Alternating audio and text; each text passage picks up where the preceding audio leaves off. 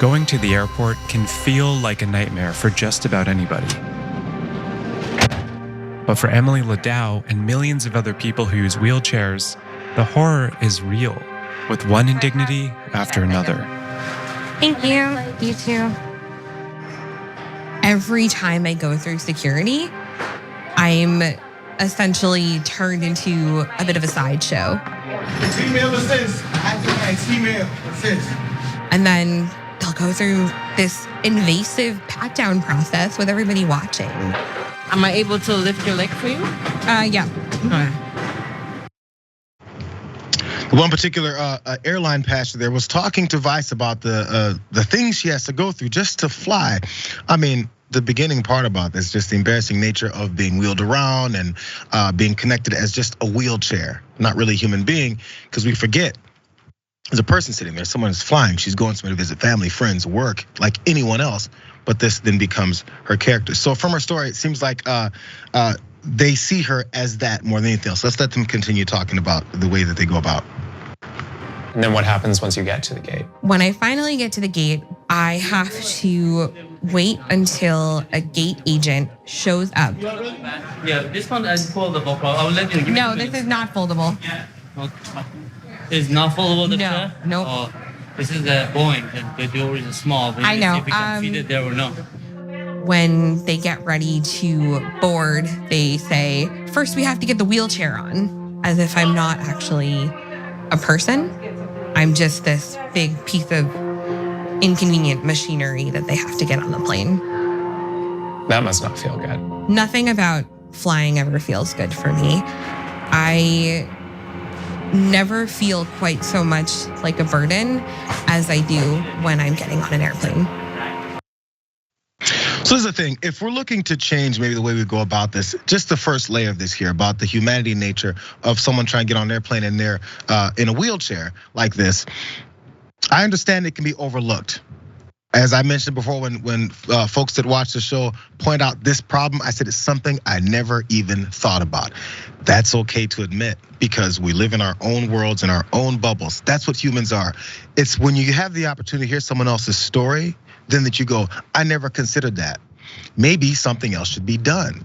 It's weird how that's just a normal thought process, I think, for a lot of people, but there's pushback on that as if there's some kind of attack coming for change, for the better, for more people. Maybe this part will convince some folks to think, whatever, you're in a wheelchair, you're getting pushed around anyway. This is I think, one of the major problems that comes when folks fly. Let's watch this.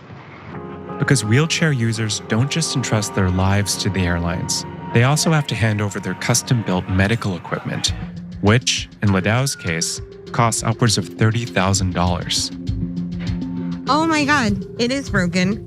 Is it not the chair? Oh no, that's supposed to be firmly on here and okay, all right. I'm going to try not to have a complete freak out right now. I have some duct tape. The US Department of Transportation says last October, airlines were damaging an average of 35 wheelchairs and mobility scooters every day. Travelers with disabilities have repeatedly gone viral during busy travel times, sharing their experiences on TikTok. I knew that this would happen to me eventually because it happens to friends of mine every day. You're essentially breaking our legs. How many people have to go through this physical and emotional trauma before something changes? Very much an overlooked problem. By the way, how about a comparison here with that? If you're traveling with your wheelchair that costs $30,000, and then it's broken, and there's this very, I don't know, I got a snippet of the reaction. Very nonchalant attitude of, I guess we'll have to tape it back together, as this person's freaking out over their mobility machine, being able to get them around. What if you're golfing? You're going off to some nice Florida golf resort, and you pack your expensive golf clubs and they get bent, broken, and tossed around in the travel. You lose your mind. And I think more people probably have some sympathy for these folks. But in this case, do we? And are things gonna change? By the way, as they point out there, in July of 21, according to Air Travel Consumer Report, there were 834 incidents of mishandled, quote unquote, wheelchairs and scooters for passengers transported by US Airlines. That's an average of 28 a day. That's over just that 1 month. almost 900, bro. It's insane. But lastly, the American Disabilities Act says that accessible transportation for wheelchairs is actually a civil right. They're already all over it. But are we following it? Let's see if airlines are doing that. This is the last video. The Americans with Disabilities Act essentially says accessibility isn't just about convenience, it's a civil right.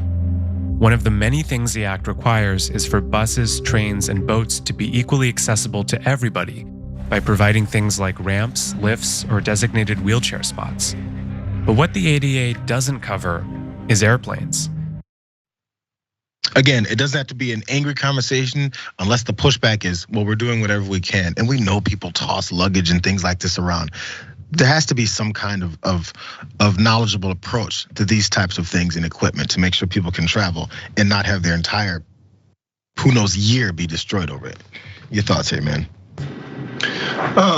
Well, just in general, when it comes to things like this, whether it's airlines or anything else, efficiency makes for better business.